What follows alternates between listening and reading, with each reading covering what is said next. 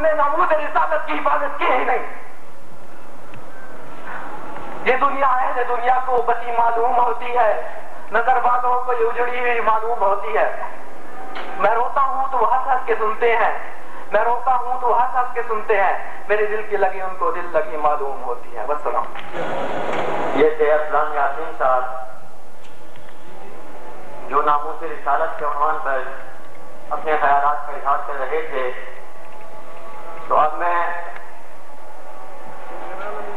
آنے والے اولڈ غزالیوں سے نہایت ادب سے گزارش کروں گا کہ وہ باری باری اسٹیج پر تشریف لا کر اپنا تعارف کروائیں. انہوں نے آگے نکلنے کے لیے تگ دو کی، تو میں اولڈ غزالیوں سے گزارش کروں گا کہ وہ باری باری اسٹیج پر تشریف لائیں. میں حافظ مجاہد صاحب سے گزارش کروں گا کہ وہ اسٹیج پر اپنے خیالات کا اظہار کرنے کے لیے تشریف لائیں.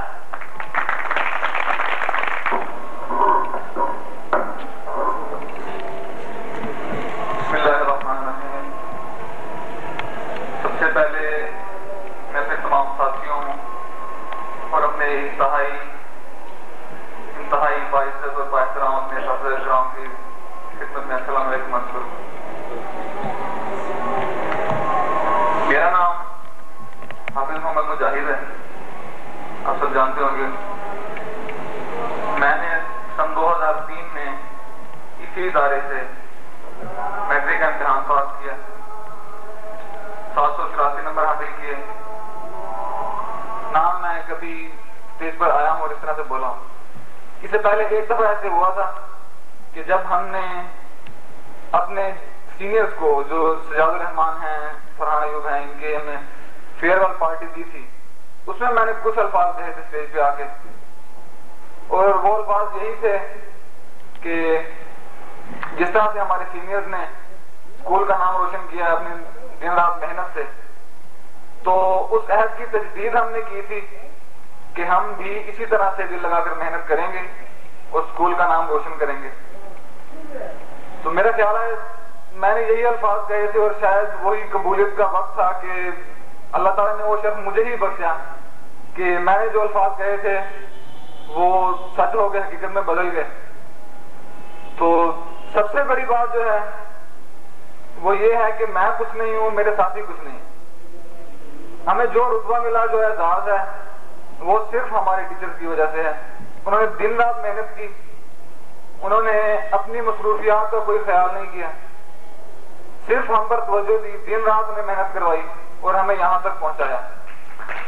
سب سے زیادہ کنٹریبیوشن جو ہے وہ صرف ہمارے ٹیچرز کا ہے. میں نے ابھی دیکھا ہے کہ اسٹوڈنٹس کچھ آ رہے تھے اسٹیج تو بار بار یہی کہہ رہے تھے کہ ہمارے جو ہے اولڈ غزالینز ہیں، انہوں نے دن رات محنت کر کے تو یہ رتبہ حاصل کیا. یہ ناانصافی ہے میرے اساتذہ کرام کے ساتھ کہ جنہوں نے دن رات محنت کر کے ہمیں یہاں تک پہنچایا ہے. ہمارے پاس راستہ تھا، بلکہ کئی راستے تھے، لیکن جنہوں نے ہمیں صحیح راستہ بتلایا وہ صرف ہمارے ٹیچرز ہی تھے. اگر یہ ہماری رہنمائی نہ کرتے، ہمیں گائیڈ لائن نہیں دیتے، تو ہم شاید یہاں تک نہیں پہنچ سکتے تھے جہاں تک ہم پہنچے ہیں یا جہاں موجود ہیں. اس کے علاوہ میں اپنے جونیئر کو یہ کہنا چاہوں گا کہ محنت کے بغیر کوئی بھی چیز ممکن نہیں ہے. محنت کے بغیر آپ کوئی بھی منزل حاصل نہیں کر سکتے. اگر آپ یہ سوچتے ہیں کہ کوئی معجزہ ہو جائے گا یا آپ کو بیٹھے بٹھائے کوئی چیز مل جائے گی، یہ تو کبھی بھی ممکن نہیں ہے. ایسا کہیں بھی پہنچنے کے لیے آپ کو دن رات محنت کرنی پڑے گی، دل سے کرنی پڑے گی، نیت صاف ہونی چاہیے، خلوص ہونا چاہیے، تبھی آپ کسی مقام پہ پہنچ سکتے ہیں. ادروائز اگر آپ لاپرواہی کا مظاہرہ کریں گے، اپنے ٹیچرز کی گائیڈ لائن پہ توجہ نہیں دیں گے، ان کا احترام نہیں کریں گے، تو یہ پاسبل ہی نہیں ہے کہ آپ زندگی میں کسی اونچے مقام پر پہنچ سکیں. تو میں آپ سب کو یہی وہ کروں گا کہ اپنے ٹیچرز کی جو بھی بات وہ کہیں آپ کو، اس کو مانیں، اس کو اپنی زندگی میں اپلائی کریں اپنے اسٹڈیز پہ. اسی سے آپ کو جو ہے وہ کوئی مقام حاصل ہو سکتا ہے. اس کے علاوہ یہ جو ارینجمنٹ کیا غزالیوں نے، یہ بڑی خوشی ہوئی ہے ہمیں کہ ہمارے جو سینئرز تھے وہ بھی ہمارے ساتھ ہیں آج، تو مل بیٹھنے کا موقع ملا ہے، ایک دوسرے کے خیالات جاننے کا موقع ملا ہے، اور ہمارے جو جونیئرز ہیں ان سے بھی ملاقات کرنے کا موقع ملا ہے، 2-4 باتیں کرنے کا. تو میں بہت شکر گزار ہوں اس کے لیے سر نعیم کا اور ہمارے دوسرے اساتذہ کرام اور جو ہمارے جونیئرز ہیں غزالیوں ان کا. تو بس اتنا ہی کہنا چاہتا ہوں جنہوں نے سن 2003 میں ملتان بورڈ میں اوور ٹاپ کیا. تو اب میں مزاحیہ تحریر پیش کرنے کے لیے دعوت دوں گا جناب محب اللہ بپی صاحب کو کہ وہ اسٹیج پر اپنا کلام پیش کرنے کے لیے تشریف لائیں. اور اپنے ہم مکتب ساتھیوں اور اولڈ غزالیوں کو سلام پیش کرتا ہوں. مجھے یہاں ایک مزاحیہ تحریر پیش کرنے کا موقع ملا ہے، امید ہے آپ لطف اندوز ہوں گے. تو کچھ دنوں کی بات ہے، میں نے کھڑکی سے باہر جھانکا، حالانکہ یہ تام جھانک میری عادت کے عین منافی ہے. گلی سے ایک آدمی گزر رہا تھا جو ایک عدد گائے کو لیے جا رہا تھا. گائے خوبصورت تھی لیکن اس کی دم غیر معمولی طور پر لمبی تھی. میں نے جانے اس کی دم کے متعلق کیا سوچ ڈالا. آئے آپ کو بھی اس سوچ کی لطیف اور غریب جھلکیوں سے روشناس کراؤں. میں نے سوچا اگر آدمیوں کی دم ہوتی تو وہ پتلون کیسے پہنتے ہیں، خاص دشواری پیش آتی، دم سمیٹنا پڑتی. پھر سوچا اگر عورتوں کی دم ہوتی، واہ کیا نظارہ ہوتا. 2 دمیں نظر آتی، ایک پراندہ اور دوسری دم عورتوں کی. دم کے لیے طرح طرح کے زیورات بنتے، اخبارات میں اس طرح کے اشتہارات آتے. اپنی دم کا قد بڑھائیے، فلاں ورزش کیجیے اور ہماری دکان پر آئیے. آپ کی دم کی زینت کے لیے سارے سامان دستیاب ہیں. عورتوں کی خوبصورتی میں ان کے چہرے کے نقوش کے علاوہ ان کی دم نمایاں مقام رکھتی ہے. اگر وہ دم کو لپیٹ کر جوڑا بناتی تو کافی بھلا نظر آتا، اور اگر کھلا چھوڑتی تو ساڑی اور میکسی کا استعمال عام ہوتا. اگر دم خوبصورت ہوتی تو اس کی نمائش ضرور ہوتی، اور وہ دموں کو سجانے کے لیے مختلف لوشن، ریشمی گلاس، دم پالش اور برش استعمال کرتی. شادی بیاہ کا مسئلہ ہوتا تو طرفین پوچھتے صاحبزادے کی دم کتنی بڑی ہے. اگر ہر ایک کے پیچھے تو نہیں ہلاتے پھرتے. مزید سوچا جیسے کوئی محترم اپنے لڑکوں کے لیے لڑکی دیکھنے گئی ہیں، ماں نے دم دیکھتے ہی ناک منہ چڑھائی. کچھ سوچتی رہی اور پھر بولی ہائے اللہ بس اتنی سی دم، بھائی کم از کم 2.5 تو نہیں. بھائی ہمیں ذرا لمبی دم والی لڑکی پسند ہے. دوسری طرف ساس بہو کو للکار رہی ہے، ارے انہیں وقت ذرا اٹھتے بیٹھتے دم تو ہلا دیا کرو، دیکھو کتنا پورا کر پلا رکھا ہے. آس پاس والد محترم فرزند ارجمند کی دم سامنے پٹائی فرما رہے ہیں. کسی بے تکلف لوگ نے راہ چلتے بے خبری میں دم پکڑ لی. واہ کتنا مزہ ہے. لوگ سر پر ہاتھ رکھ کر قسم کھانے کے لیے دم پر ہاتھ رکھ کر قسمیں کھاتے. ایک والد صاحب اپنے بچے کے اسکول کے ہیڈ ماسٹر کو درخواست کر رہے ہیں کہ دیکھیے صاحب کلاس ٹیچر نے مارتے مارتے میرے بچے کی دم اکھاڑ دی ہے. ابھی میں دم لے کر انسپکٹر آف اسکول کے پاس جا رہا ہوں، اور دوسری طرف کلاس ٹیچر صاحب منت سماجی کر رہے ہیں. ارے صاحب خدا نہ ایسا نہ کیجیے، اللہ نے چاہا تو اور دم نکل آئے گی. ابھی بچے کی عمر ہی کیا ہے، شادی کے وقت تب کچھ اچھی دم نکل آئے گی. نئے نئے کارخانے بنتے اور اس قسم کے اشتہارات دیکھنے اور سننے میں آتے ہیں. مصنوعی دمیں لگوائیے، ہمارے یہاں بہترین نائلون کی دمیں تیار ہوتی ہیں. لمبی دمیں ہی جسم اور پروکار شخصیت کی نشانی ہے. آپ کی بہترین صحت کا راز آپ کی بہترین دم میں ہے. السلام. سامان صاحب سے گزارش کروں گا کہ اپنے خیالات کے اظہار کے لیے اسٹیج پر تشریف لائیں. غزالین اور اپنے اساتذہ کرام کا شکریہ ادا کرنا چاہوں گا کہ انہوں نے ہمیں اس تقریب میں مدعو کیا اور ہمیں عزت بخشی.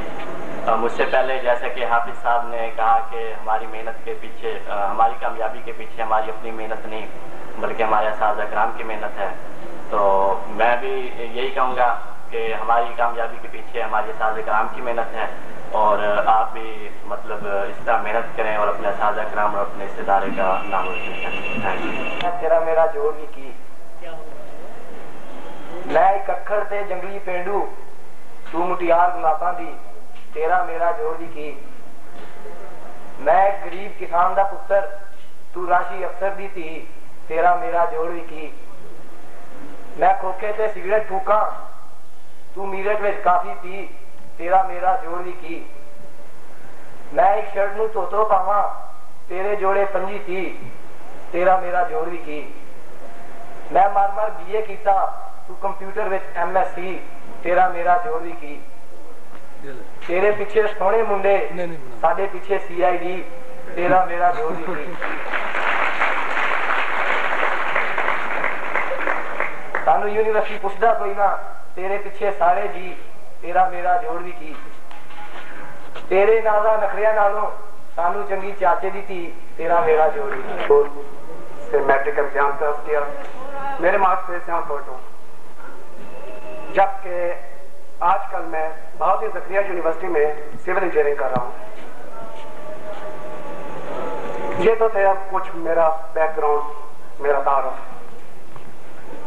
दोस्तों से मैं ये कहना चाहूँगा कि शेक्सपियर का मशहूर कॉल है give respect and take respect. इज्जत देने से ही इज्जत बढ़ती है। आज जो दोस्त अपने टीचरों को इज्जत देंगे कल उन्हें माशरा इज्जत देगा। आज जो दोस्त अपने असादा की इज्जत करेंगे कल उन्हें हर जगह इज्जत मिलेगी।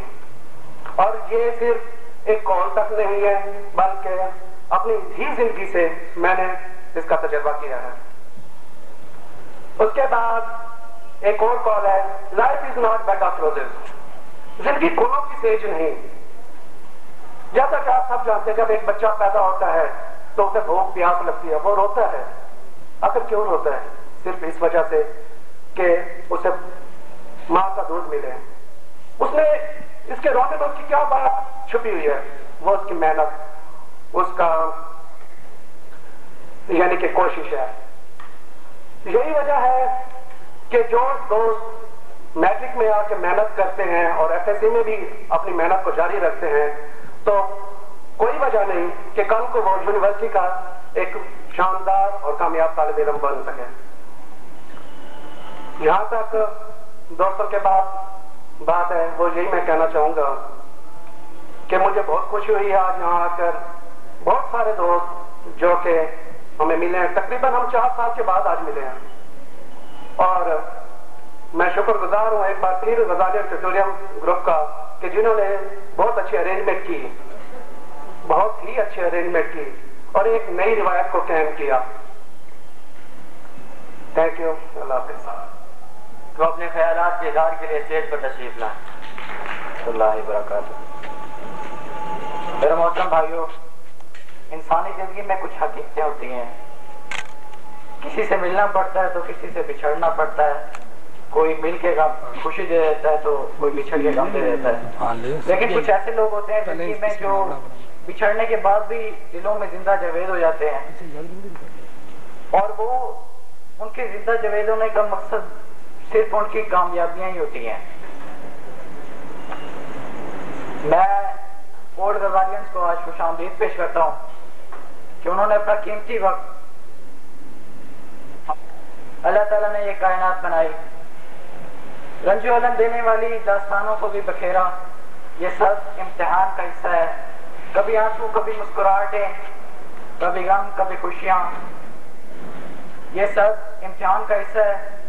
अल्लाह अपने बंदों को आजमाता है किसी को शाह बनाकर किसी को गधा बनाकर किसी को सखी बनाकर किसी को वकील बनाकर किसी को बादशाह बनाकर किसी को फकीर बनाकर किसी को तख्त पे बिठाकर किसी को तख्ते पे चढ़ाकर। तो मेरे भाइयों ये दुनिया जी लगाने की नहीं है। इस दुनिया से जाना है। तुर्की में ज़लज़ला आया हमने कब जाके देखा। अलजायर में आया हम कब जागे। हमने क्यों अपने गुनाहों से तौबा क्यों ना की। हम कैसे पत्थर दिल हैं कि खून भरे जिस्मों को भी देखकर हम अपनी डगर पर कायम रहे। तुर्की में ज़लज़ला आया क्यों आया